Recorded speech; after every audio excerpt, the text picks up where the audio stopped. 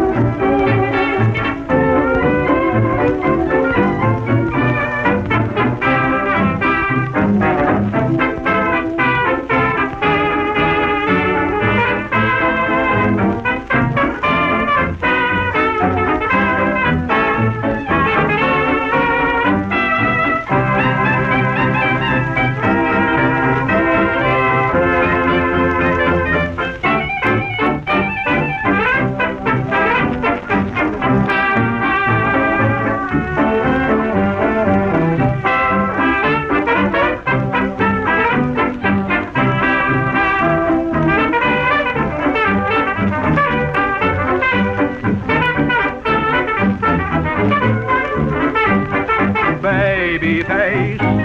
You've got the cutest little baby face. There's not another one could take your place. Babyface, my poor heart is jumping. You surely started something, babyface. I'm up in heaven when I'm in your fond embrace. I didn't need a shove, 'cause I just fell in love with your pretty baby face.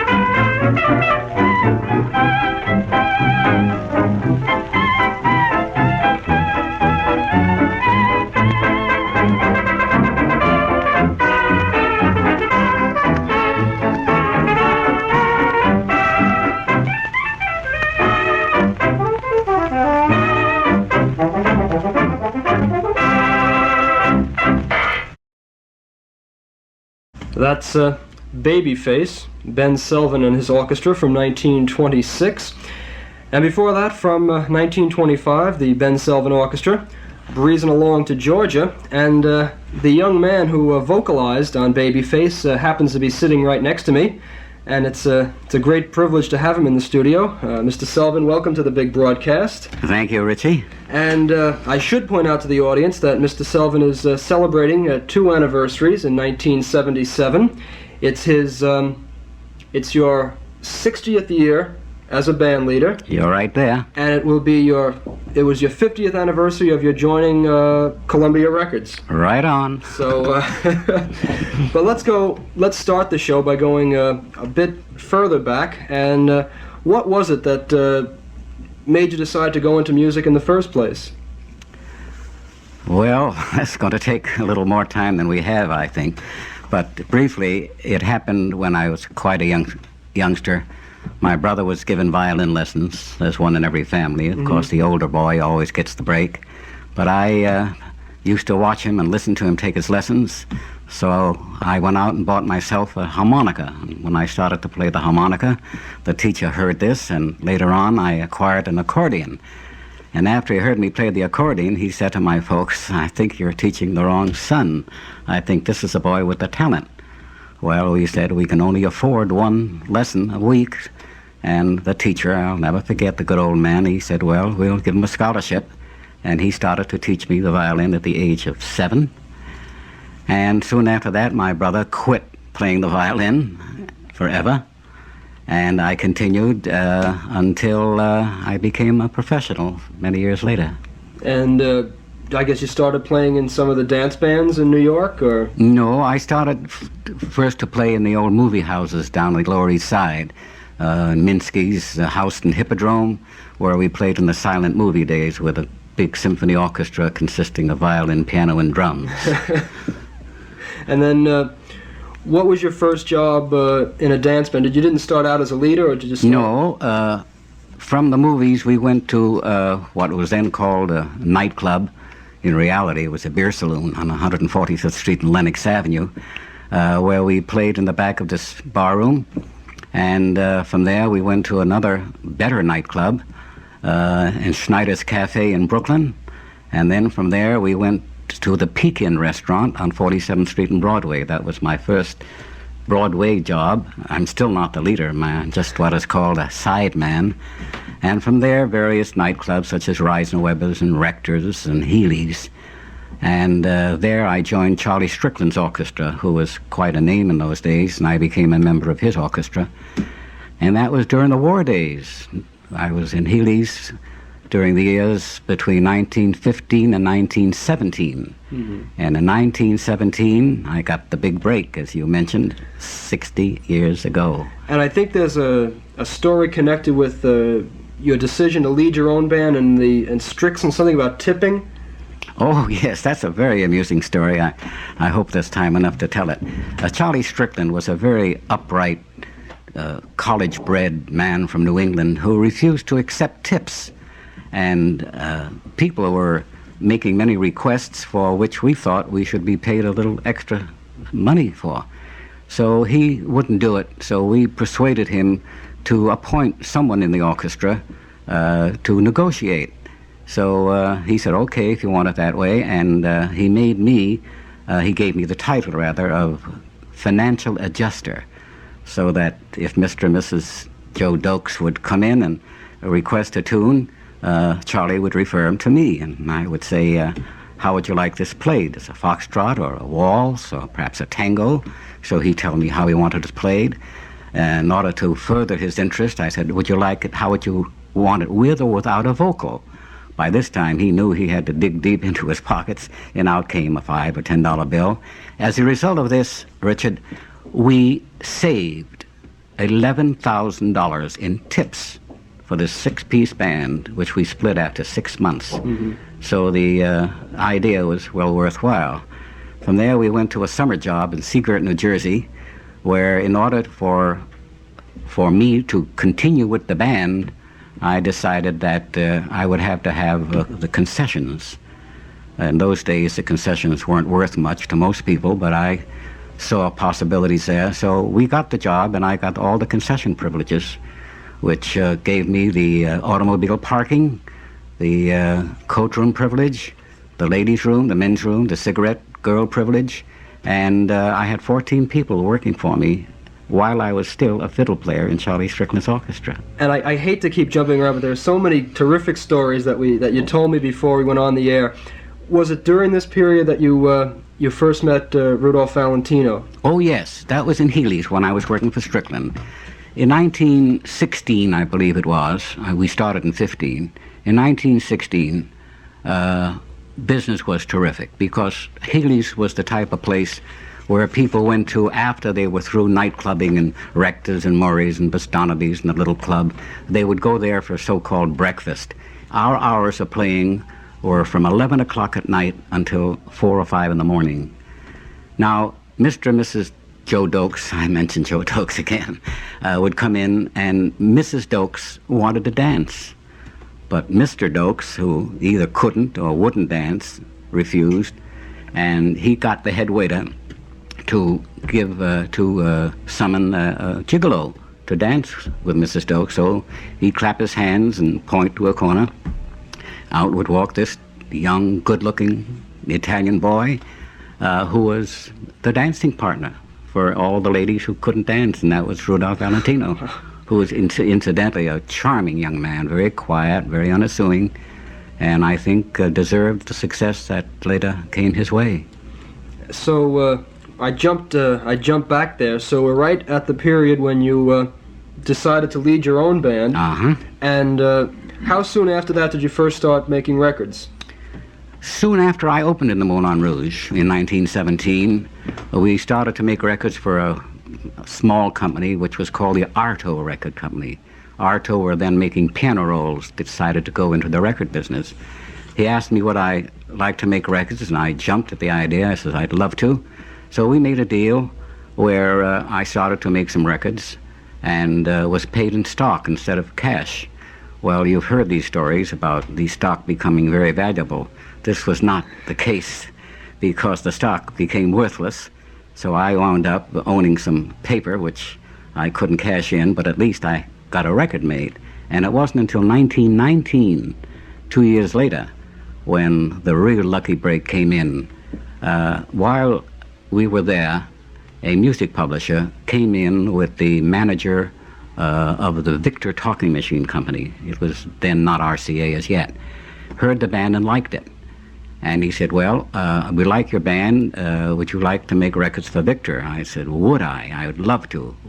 He said, well, unfortunately, we have many orchestras under contract, But if you can go out and find yourself 4 tunes that we haven't as yet recorded or assigned to some other orchestra, we'll give you an opportunity to make your first session. Well, I combed Broadway, Tin Pan Alley, spoke to publishers, spoke to writers, and finally came up with 4 titles that they had not as yet considered making, and he said, fine, we'll give you these 4 titles. Well, the rest was history. The 4 titles that I had picked, which was Dardanella, My Isle of Golden Dreams, A Pretty Girl Is Like a Melody, and I'm Forever Blowing Bubbles. Each were a sensational smash, and I became a record maker from then on. And I've seen the gold record, and Dardanella is a gold record, over 1 million copies. Yes, it was the first popular dance record that sold 1 million copies or more, which is all documented in some of our magazines and books, and that was 1920. The first gold record, if it may interest your listeners, was one made by Caruso in 1903.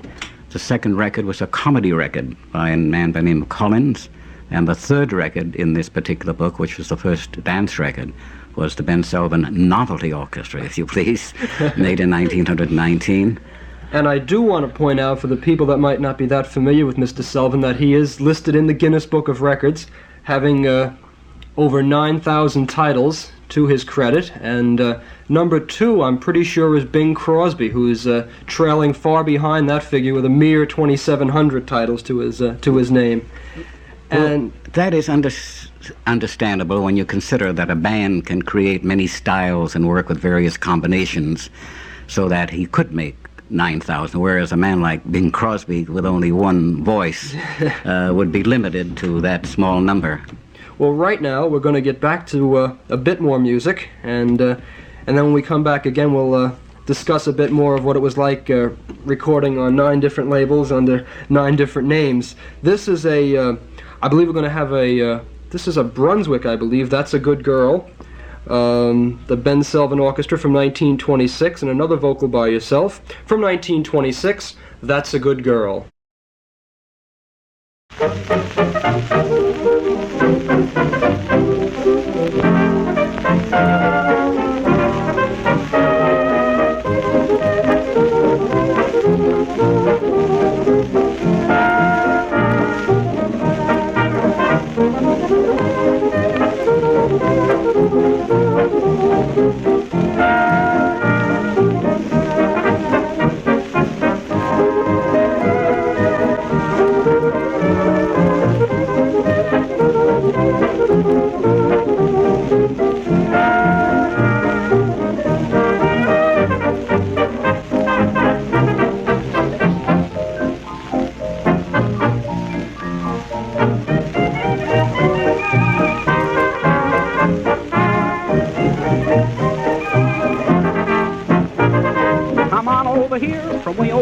There's nobody near and room in the chair for 2. That's a good girl. You never will miss that sweet little smack, so give me a kiss and I'll give it back to you. That's a good girl. I've got a present here to show you. Before I start to Romeo you, it's only a ring. I bought it today. It don't mean a thing unless you will say I do. That's a good girl.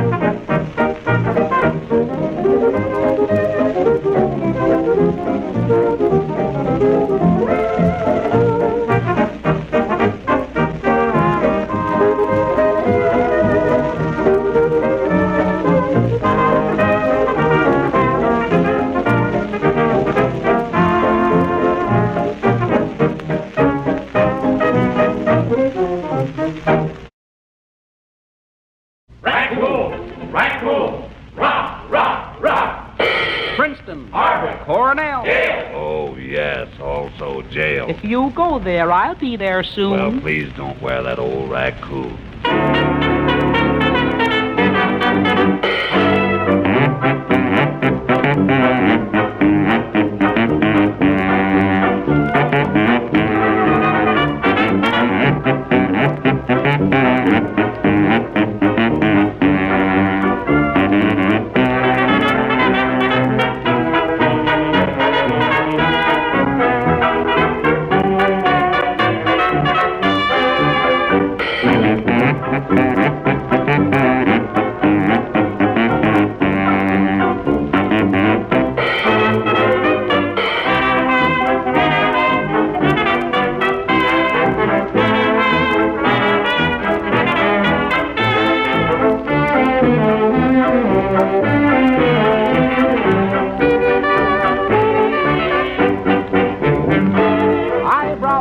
Intermediate, make-believe they're all collegiate soon to do the raccoon. The raccoon coat, don't care who's wearing them, hall boys will all be sharing them soon to do the raccoon. Why, every day you'll have your downs and your ups. Every day those raccoon coats will have cups. Wow, wow, wow. Date a girl, then start to hurry her right downtown to some big furrier soon to do the raccoon. Oh, they wear 'em down at Princeton, and they share them up at Yale. Oh, they eat in them at Harvard, and they sleep in them in jail. Alpha, beta, delta, freta. Oh, what's the matter with alma mater? Foola, foola, why you're a foola. Oh, go to schoola and learn the raccoon. From every college campus comes a cheer. Rah, rah, rah. The season for the raccoon coats is here.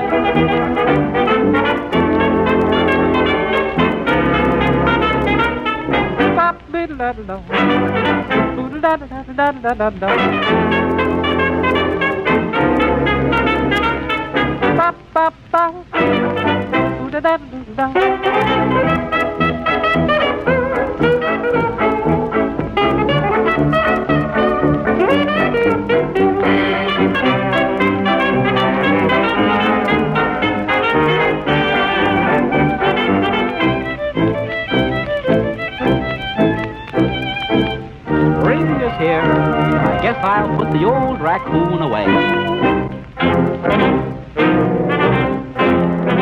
Gone.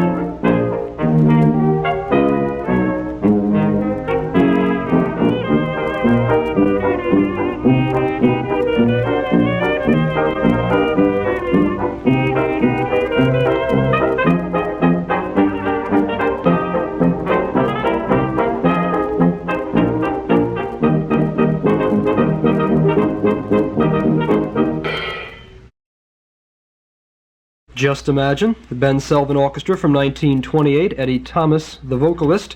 We began with That's a Good Girl, Ben Selvin from 1926, Ben Selvin, the vocalist, and Doin the Racoon, the Knickerbockers from 1928, Ben Selvin vocal. And it's so strange to be saying that here's a recording from 1928 and then having the gentleman sitting next to me. Joe Mooney was did the scatting on that, Doin the Racoon. And Mr. Selvin, I think there's a first on that Doin the Racoon you want to let the folks in on. I don't know what you mean, Rich. Oh, that it's Bobby's... The Raccoon? Oh, no, that's another one. Oh, I'm sorry. I thought there was Mr. Effros's... The Laugh comes in another record Oh, that later on. I'm sure the folks will forgive us. For So that sit little tight, stay by your radio, and wait for Smile Darn You Smile, and you'll get to hear... let me just give them a preview. Could you put this mic on? We'll get a laugh out of you. This was on Mama Inez, Smile Darn You Smile, and Peanut Vendor, the Bob Effros. Yes.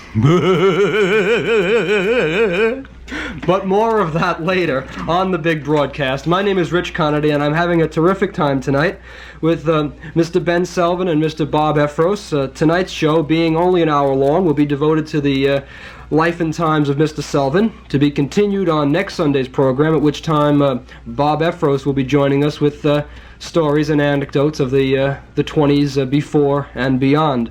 At the time you were recording for Victor, were you doing this 9 different label business? No, not quite. For the first few months after the Dardanella recording, we were exclusively with Victor. But I was very ambitious to make as many records as possible, which they couldn't do for me, so I then decided to freelance. And from that time on, we worked for 9 different companies, as you said, under 9 different names. And Doin the Racoon was one of the tunes which we didn't use our name. This was done by the Knickerbockers. Mm-hmm. That was one of the many nom de plumes. We worked for Brunswick under one name, Pathé under another, Emerson under another, Columbia under the name of the Cavaliers, the Bar Harbor Society Orchestra, the Newport Society Orchestra, and so forth. To this day, you're probably driving discographers crazy, either crediting you with things you didn't do or not realizing that some obscure band is actually your group at the time. And you would use the same group of guys or different arrangements, different tunes each time? In most cases, we'd use different arrangers and different men, except for one man. And that one man happens to be my fellow guest here, Bob Effros. He was always in the band, regardless of what we were playing, whether we were playing waltzes, tangos, or foxtrot. He was my old reliable. And around Bob, we built a brass section and a saxophone section and what have you. But we did use different arrangers, as I said. For instance, we recorded Irving Berlin's All Alone 6 times for 6 different labels. I used 6 different arrangers, and no one, even the pros, couldn't recognize it as being the same band. For example, for Vocalion one time, we recorded 3 o'clock in the morning under the name of the Bar Harbor Society Orchestra. Whiteman had just made a record of 3 o'clock in the morning for Victor. And the demand for the Vocalion record was so great that the dealers would write in, and those dealers who sold all the labels said, "We're getting much too much of Selvin. Why don't we have more of that Bar Harbor Society Orchestra? That's a much better band." In truth, it was the same band under an assumed name, which shows what imagination can do then and still can do. Now, in 1927, though, you finally settled at Columbia Records. Ah, that was another very lucky time. That was just 50 years ago. I just returned from a European trip, which was marvelous, my first real vacation, And when I got back to the nightclub in which I was working, which was the Frivolity Club on Broadway and 52nd Street, I just couldn't work after seeing the gorgeous sights and sounds and what have you in Europe. It was then that the president of Columbia Records, at that time was Mr. Harry Cox, walked in with his manager, Frank Walker, the late Frank Walker. And I had no idea why they were visiting me, because they were not the type of people who used to frequent nightclubs. I soon found out. He said, when I sat with them between dances, they said, would you be interested in quitting this nightclub job and coming to work for Columbia Records? I said, doing what? And Mr. Cox said, well, we've just organized a new broadcasting system, which we will call the Columbia Broadcasting System. We will then but have contracts with 10 stations for 3 hours a night of broadcast time, 21 hours a week. And we want someone to act as liaison manager between the Columbia Broadcasting System and Columbia Records. And I said, that would be very interesting. I said, let's talk more about it, because I don't think you can afford to pay me for that job as much as we're getting now, because right now I'm recording for all the companies, including your own. Though you're not using my name, you're still using the Cavaliers and the Knickerbockers. And besides that, I'm permitted to do 2 radio broadcasts a week. I always had 2, in which Brother Effros was a member of those orchestras, which he'll tell you about in the next hour. And the next day, I went to the Columbia office and had a chat with both men again, and walked out with a beautiful contract, which gave me X thousands of dollars a year to be the liaison manager, X thousands of dollars a year to become the conductor for their vocalists, and those vocalists included some of the names whom we'll hear later on, and X thousands of dollars a year to record X number of sides under my own name. That meant I had to give up all other contracts. So I was then exclusively for Columbia Records. That was in 27. Just getting back briefly to the idea of recording for all the different labels, was each company aware of the other, or did they object to the fact that you had recorded? They definitely did not object, and they paid accordingly. It was not an exclusive contract, therefore they couldn't very well dictate. They liked the sound of the band, and since we were using what was then an exclusive name for them, they had no right to complain. Yeah. But they all knew about it. It was not a secret. As a matter of fact, we recorded almost every day of the week. Well, while people were working in nightclubs and in theaters and whatnot, my job was recording. Monday, Brunswick; Tuesday, Columbia; Wednesday, Emerson; Thursday, Pathé, and so forth. So that was the routine. And had you given up the idea of the dry goods store by then? Oh, yes. So you would be in charge of all the vocalists. You would choose the tunes and the arrangers, or? Between the years of 1927 and 1929, I did not choose the tunes for these artists. A man by the name of Eddie King was the recording director at that time, but I did conduct the orchestras. And it was during those days that we conducted for Columbia Van and Skink, the 2 Black Crows, if you remember. They were I remember handing them a check one time for $76,000 in royalties for making these 4 records of 2 Black Crows, part 1 and 2, part 3 and 4, and so forth. It's just a straight talking record. And Ruth Edding, we did all her sessions. Jimmy Milton, we did his sessions, and many other vocalists. Well, here's one we're going to get to right now. And in fact, 2 of the next 3 artists are pretty well known. Annette Hanshaw is the first, and the third is Bing Crosby, a side that was conducted by Mr. Selvin, and which includes Mr. Effros. But our first one is from 1929, Annette Hanshaw, You Wouldn't Fool Me, Would You?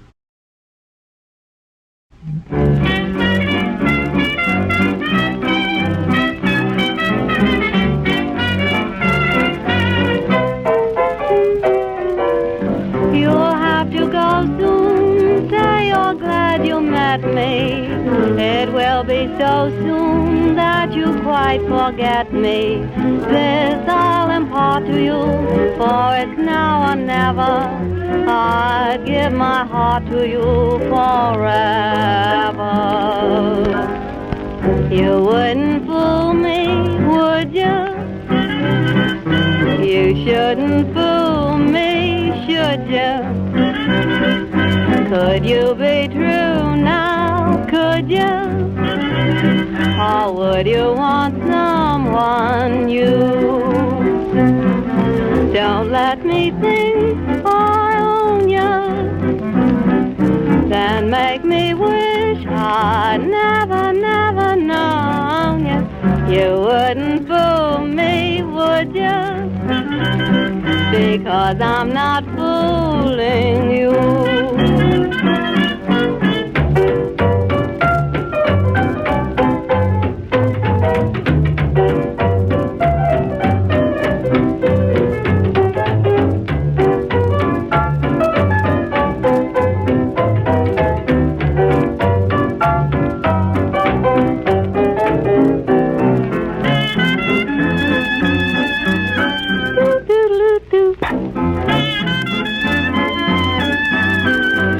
Womp-a-doo. Don't be like that.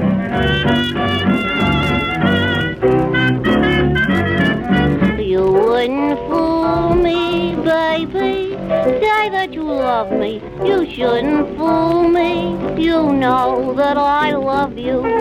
Could you be true to me, dear, forever and ever? Would you want someone to tell your troubles to? Don't let me think I'd have you all for my own. Gee, how I wish that we could be all alone. You wouldn't fool me, would you? Don't take advantage of me, 'cause I'm not fooling you, oh, you.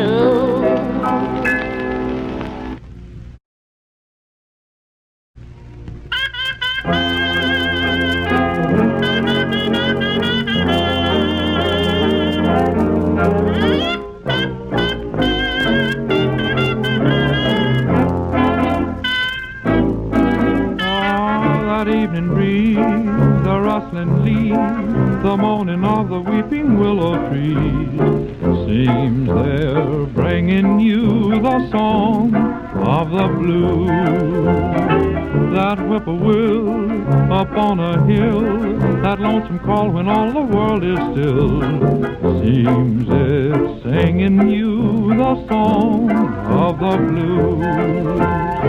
That peaceful river flowing down to the sea, the stars that twinkle way up high, all croon one tune, the same blue melody, just a weary lullaby. That haunting strain creeps in your brain, you'll never lose it till you're home again. Night keeps singing you the song of the blues.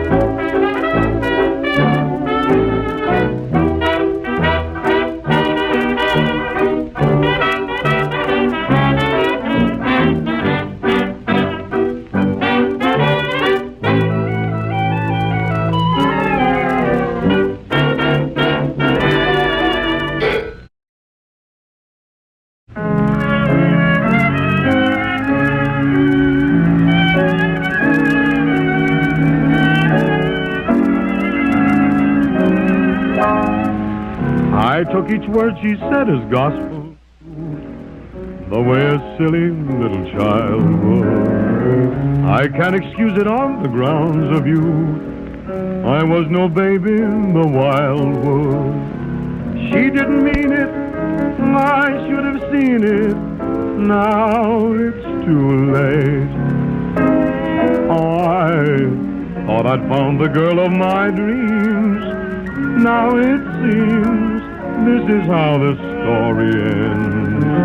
She's gonna turn me down and say, can't we be friends? Oh, I thought for once it couldn't go wrong. Not for long, I can see the way this ends. She's gonna turn me down and say, can't we be friends? Oh, never again, through with love, through with them. They play their game without shame, and who's to blame? But just the same, I thought I'd found someone I could trust. What a bust, this is how the story ends. She's gonna turn me down and say, can't we be friends?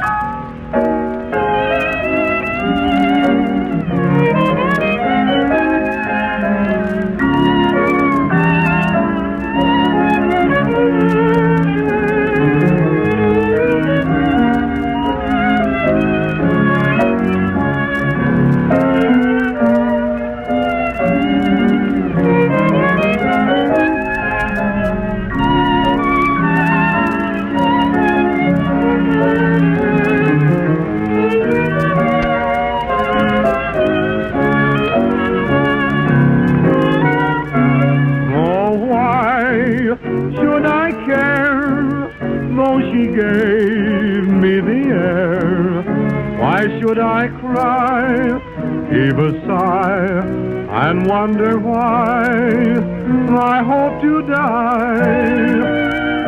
Say I should have seen the signal to stop. What a flop, I can see the way this ends. She's gonna turn me down and say, can't we be friends?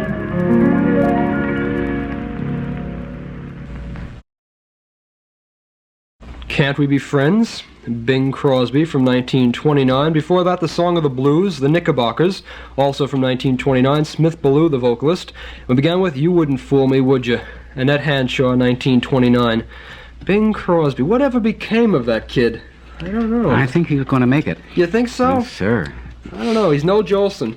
But you would just... because that was Mr. Selvin that we heard on violin on the Can't We Be Friends, and Mr. Effros was the trumpet player on that. And while we were playing it, I was asking Mr. Selvin, that wasn't a particularly big seller, was it, at the time? You know, Bing himself was not a particularly big seller in 1929. Incidentally, how much did you get for that session, Bob? You remember? What was the scale? 18 or 21? It was $20, and you used to pay me $25. Oh yeah, I was a big payer. I was a big man. Paid me way over scale. Yeah. In fact, I remember looking. You had your ledger from the some of the radio broadcasts, and your name crops up quite frequently. Well, we're coming up to the end of the first part of this broadcast, but next week's show, a full 2 hours, we'll have more of Mr. Selvin and. Of course, Bob Effros, who I don't know how the 20s would have gotten along without Bob Effros, because he seems to be on just about everything. But as kind of a final question for you, Mr. Selvin, of all these performers, Crosby, Annette Hanshaw, all the ones that we've played so far, do you have a favorite, or is that possible to have a favorite out of all those? That's a very difficult question when you realize I work with so many great stars, names that were great then and who are still known. My answer to that question is Ethel Waters. And people say, why Ethel Waters? I say, well, she was a great gal, a great singer, and to prove how great she was, when I would book an Ethel Waters session, I would call up the stars for the orchestra. I'd call up Tommy and Jimmy and Bob Effros and those people, And I'd say, will you work for us Wednesday afternoon? We have a session. And they say, well, let me look it up. They'd look in their book and say, sorry, I'm working for Brunswick or some other company. But I said, this is for Ethel Waters. They would cancel their other sessions and come to work for me for Ethel Waters. If that isn't a tribute to a great artist, I don't know what is. And you can just, from listening to the record, you can hear that they're enjoying themselves doing it. And I think Bob here has something to add. Incidentally, I think Ben forgot about it, but we made the first record that Kate Smith ever made. It was made on Harmony Records, which was Columbia Records. First record she ever made. Well, that'll be kind of a teaser for the folks, because they'll be able to hear more of you, Mr. Effros, in our next broadcast. But as I see, we're about running out of time, and it just so happens that on our turntable we have an Ethel Waters recording from 1929, Mr. Selvin's most favorite and most agreeable, I guess. I guess she was a pleasure to work with, because I saw her on the Dinah show, of all things, a few months ago, and incredible. It's a very moving performer to this day. In any case, enough of me. From 1929, Ethel Waters, Am I Blue?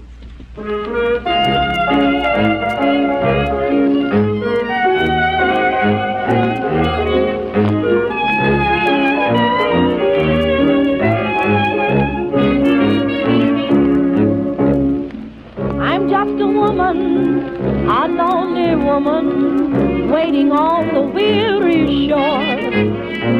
I'm just a woman that's only human, one you should be sorry for. Woke up this morning alone about dawn. Without a warning I found he was gone. How could he do it? Why should he do it? He never done it before. Am I blue? Am I blue? Ain't these tears in these eyes telling you? Am I blue? Why, you'd be too if each plan with your man done fell through. There was a time when I was his only one, but now I'm the sad and lonely one. Lordy, was I gay until today. Now he's gone and we're through. Am I blue?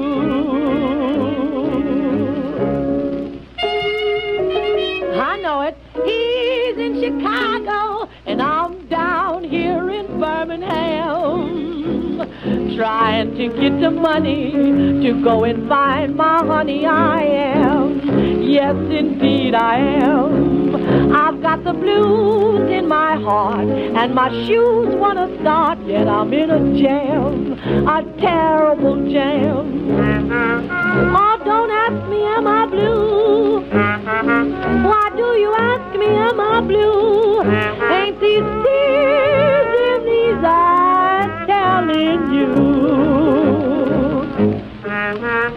Again you ask me, am I blue? Why would you be too if each plan